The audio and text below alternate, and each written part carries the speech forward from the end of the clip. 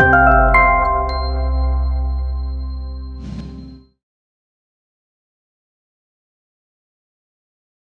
transformer is a passive electrical device that transfers energy from one circuit to another. A passive electrical device means that it can store energy. The most common function of a transformer is to adjust the voltage levels between circuits. A step-up transformer increases the voltage. The secondary coil is larger than the primary to have a higher induced voltage. A step-down transformer decreases the voltage. The secondary coil is smaller than the primary to have a smaller induced voltage. Transformers consist of three major components: primary winding coil, secondary winding coil, and the magnetic core of the transformer. Various fields, such as power generation, electricity transmission, energy consumption, and more commonly used transformers. We will use a multimeter to check voltages on the primary and secondary sides of a transformer. Look for any cosmetic damage like burns, dents, bulging, or other damage. We need to identify the transformer terminals. Some transformers will have labels on the transformer casings, but sometimes we need to refer to a datasheet. The manufacturer will provide the datasheet. Once the terminals have been identified, we can test each side of the transformer. The design voltage ratings will be present on the label or the datasheet. Set the multimeter to the AC voltage setting. Connect the multimeter probes to the secondary side of the transformer. The multimeter should read the secondary voltage rating from the label or datasheet with the power supply turned on. Connect the multimeter probes to the primary side of the transformer. The multimeter should read the primary voltage rating from the label or datasheet. If either primary or secondary readings vary significantly from the design ratings, the transformer is faulty. Next, we will look at the transformer winding resistance. Detach the transformer from the circuit. Set the multimeter to the highest resistance setting. Connect the multimeter probes across the primary terminals. If the multimeter shows O, L, or 1, the transformer's input winding is faulty. Repeat this process for the secondary terminals. A resistor is a device or electrical component that opposes or resists the flow of electric current. The symbol for a resistor in a circuit diagram is shown here. Different circuits require different levels of resistance. Resistors can range anywhere from 1 ohm up to a few million ohm. Large resistors are always labeled, and small ones are color-coded to compare to datasheets. The easiest way to inspect a resistor is using a multimeter. We will set the multimeter to the ohm setting. First, turn off the power supply and disconnect the resistor from the circuit. This will ensure our safety when handling electronic components. Connect the multimeter probes to either side of the resistor. It does not matter which probe is on the left or right, as resistance does not have any direction. The multimeter should show a value for resistance. To get an exact resistance value, manually adjust the ohm setting until a more precise value is reached. If there is no resistance value, the resistor is faulty. Conductors are materials that can carry and transfer electricity through them. Insulators are materials that stop current and do not allow electricity to move through them. Semiconductors are materials that fall between conductors and insulators. Transistors are semiconductor devices that have the properties of a switch to allow or block electricity from flowing through them. They usually have three terminals: a collector, the circuit inlet, an emitter, the circuit outlet, and a base, the control or switch terminal. A transistor has two p-n diodes.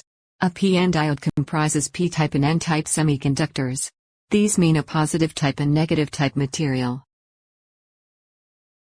A p-type semiconductor consists of many holes which are positively charged. The positive charge attracts the negative parts of n-type materials. An n-type semiconductor is negative due to its high number of electrons, which are negatively charged. When brought with a p-type, The N-type will donate its electrons and pass electricity through the circuit. There are two types of transistors, NPN and PNP. An NPN transistor applies a positive voltage to the collector for current flow from the collector to the emitter. A PNP transistor applies a positive voltage to the emitter to allow current flow from the emitter to the collector. To inspect a transistor, we will need to disconnect it from the circuit. Make sure to turn off all power supplies. We will use a multimeter in the transistor setting. To thoroughly test the transistor, we will check all combinations of terminals, emitter and base, emitter and collector and base. Connect the red probe to the middle or P terminal of an NPN transistor, and the black probe to any of the other terminals. A 0.45 to 0.90 V will indicate the transistor is functional.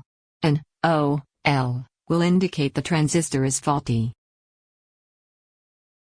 Connect the black probe to the middle or N terminal of the PNP transistor, and the red probe to any of the other terminals. A 0.45 to 0.90 V will indicate the transistor is functional.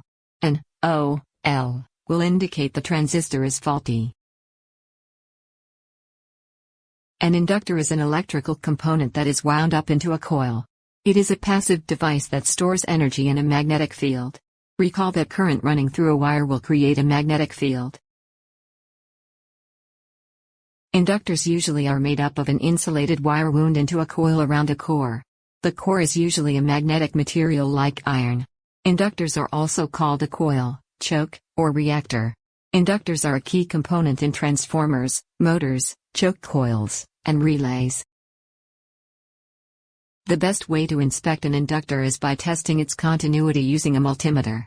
Multimeters cannot measure inductance, so that a continuity test will be sufficient. First, turn off the power supply and disconnect the inductor from the circuit. Ensure no external damages on the inductor's casing, like dents, burns, bulging, or cracks. Connect the multimeter probes to both ends of the inductor.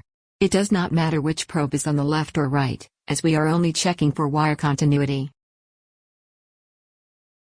If the multimeter reads OL or 1, the inductor is faulty.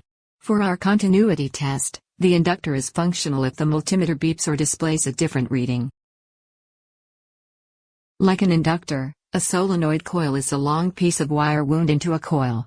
When current flows through the wire, it creates a magnetic field inside the coil that is relatively uniform. Solenoid coils are often used as electromagnets or as inductors in electronic circuits. The flow of current produces the magnetic field. When current flows through the coil, most of the magnetic flux exists within the core material. Magnetic flux is magnetic lines of force passing through a closed surface. To inspect a solenoid coil, we will first need to disconnect it from the circuit. Make sure the power supply is off. Examine the solenoid casing and check for any external damage, like dents, burns, bulging, or anything else that doesn't look right. We will use a multimeter on the resistance setting, denoted by ohm. Most solenoids will have 2 pins, but some will have a third ground pin. We will disregard the ground pin and only test the terminals. Attach the multimeter probes to the terminal pins. If there is a resistance value, the solenoid is working correctly. If the multimeter shows OL, the solenoid coil is open-circuited and faulty. If it reads very close to 0, the solenoid coil is likely short-circuited and faulty. All electronic devices have one thing in common, and that's a power source. Your TV remote takes batteries, your cell phone charges up its internal battery, and your microwave needs to be plugged into work. The power supply is the source of power for different components in a circuit. A power supply converts different forms of energy, such as mechanical, chemical, solar, into electrical energy. A wind turbine turns mechanical energy in its spinning blades into electricity. Your phone battery takes advantage of chemical properties to provide power to your phone. And solar panels take light energy from the sun and convert it to electricity through chemical means. In your home, every outlet is a power supply. The most widely used ratings are 110 to 120 volts for the US and 220 to 240 volts in Europe. A power supply can be easily checked using a multimeter. Be very careful when inspecting power supplies to avoid electric shock, as the power supplies must be turned on. Set the multimeter to the AC voltage setting. Insert the black probe into the COM port and the red into MV ohm. Now, identify the neutral terminal as the larger outlet hole, usually on the left. The hot terminal is the smaller hole on the right. Insert the black probe into the neutral terminal and the red probe into the hot pins of the power outlet.